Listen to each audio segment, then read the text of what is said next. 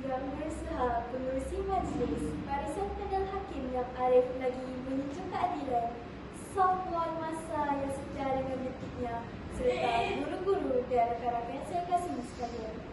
Assalamualaikum warahmatullahi wabarakatuh. Salam sejahtera, salam perpaduan, dan salam Malaysia Madani. Berdirinya saya hari ini bukan sekadar untuk berbicara, tetapi untuk mengetuk pintu hati rakan sekalian melalui maulid pidato yang berbunyi beri salam jalin persahabatan.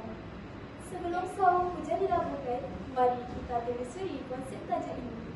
Beri salam bukan sekadar lafaz keagamaan semata-mata, yang merupakan simbol keterbukaan, titik mula sebuah kebesaran dan penyebaran keamanan. Manakala fasa dari persahabatan adalah pintu gerbang kepada perpaduan di sebalik segala perbezaan bangsa, budaya dan kedudukan. Sidang hadirin yang dimuliakan, menyingkap wujud saya yang pertama, mari kita lihat betapa utuhnya pegangan ini apabila disandarkan kepada pesanan agung junjungan besar kita Nabi Muhammad SAW. Rasulullah pernah bersabda, kamu tidak akan masuk syurga sehingga kamu beriman, dan kamu tidak sempurna beriman sehingga kamu saling berkasih sayang. Maukah aku tunjukkan sesuatu yang apabila kamu melakukannya, kamu akan saling berkasih sayang? Saya bakalah salam sama kamu. Riwayat Muslim. Sidang hadirin, persulaman hadis tadi menjadi bukti kokoh bahawa salam bukan sekadar budaya, tetapi satu ibadat penyatu umat.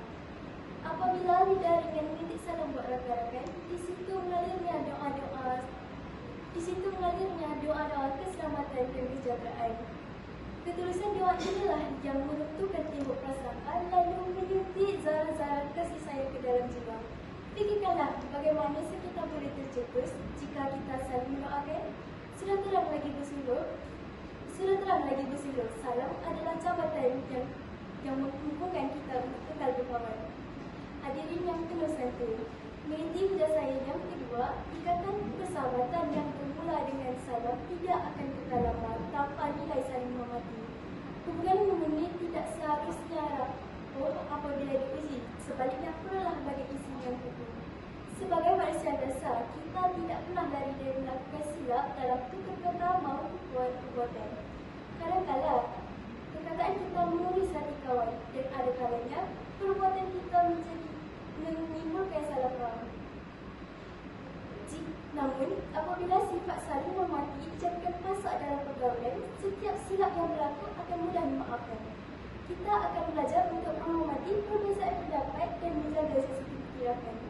Sifat kawan diketepikan, kehormatan diutamakan, kerana kita sedar bahawa kehormatan kawan adalah cerminan kehormatan diri kita sendiri. Rakan-rakan generasi muda yang dikasihi, amalan ini membentuk solidariti nasional yang kokoh dalam kalangan masyarakat maju. Generasi kini adalah pewaris masa depan negara. Perpaduan yang kita nikmati hari ini tidak akan bertahan jika kita bersikap acuh tidak acuh antara satu sama lain. Bayangkan, sebuah masyarakat di mana pemuda Melayu menyapa pemuda Cina dengan senyuman. Gadis India membalas salam rakannya yang memaksakan azan dengan penuh mesra. Tindakan sekecil ini kelihatan remeh, namun impaknya sangat besar. Ia menghantar mesej jelas kepada dunia bahawa kita tidak boleh dipecah belakan. Perpaduan tidak memerlukan manifesto yang tebal, ia hanya memerlukan hati yang terbuka untuk berkata, "Hai, jom kita berkawan." Sidang hadirin sekalian, marilah kita membuat refleksikan diri. Perubahan besar tidak bermula dengan langkah yang drastis, tapi bermula dengan langkah yang kecil yang konsisten. Generasi kita sering dikaitkan dengan teknologi yang pesat, namun kesalahan kita biarkan kemajuan itu mengikis nilai kemanusiaan kita. Bermula hari ini, sapa orang di sebelah anda, senyum pada siapa-siapa yang anda jumpa.